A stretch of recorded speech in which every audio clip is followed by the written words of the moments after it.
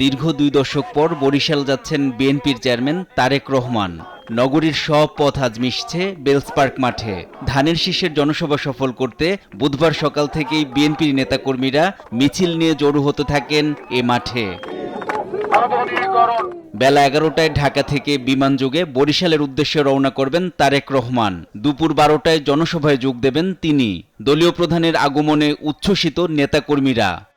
দক্ষিণ অঞ্চলে গার্মেন্টস শিল্প নগরী গড়ে তুলবে, ভোলা থেকে বরিশালে গ্যাসের ব্যবস্থা করবে, এই আমাদের তার কাছে আশা এবং প্রত্যাশা।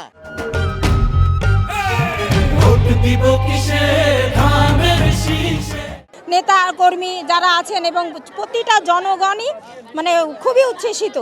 আমরা ইনশাআল্লাহ 12 তারিখ কেন্দ্রে যাব, সুষ্ঠুভাবে আমরা ভোট দেব, ভোট গণনা হবে, ধানের শীষে জয় হবে। আমাদের প্রত্যাশা বরিশালে উন্নয়ন হবে।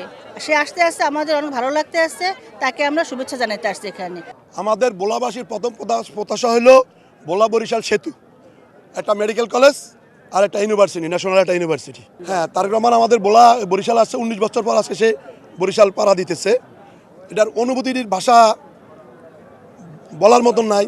যে বাংলাদেশে ধানের শীষে একটা গণজোয়ার সৃষ্টি হচ্ছে। বরিশালে জনসভা শেষে দুপুর 1:45টায় ফরিদপুরের জনসভায় যোগ দেবেন তারেক রহমান।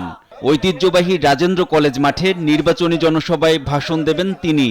এরই মধ্যে সকল প্রস্তুতি সম্পূর্ণ। আসতে শুরু করেছেন নেতাকর্মী সমর্থকরা। তারেক রহমান সাহেবকে দেখার জন্য আমি আসছি। আশা যে আমরা এদেশের ধানের শীষকে ভোট দিয়ে জয়যুক্ত করব। আমাদের লিডার আসবে, আমরা অনেক আনন্দিত এবং আমরা গর্বিত যে আমাদের এই ফরিদপুরে সে আসছেন। দীর্ঘদিনে আমাদের আশা ছিল যে উনি তারেক দেশে আসবে এবং আমরা তার সঙ্গে যেন আমরা সাক্ষাতের সুযোগ পাই। সেই আশা আজকে আমাদেরকে সাকসেস হতে যাচ্ছে।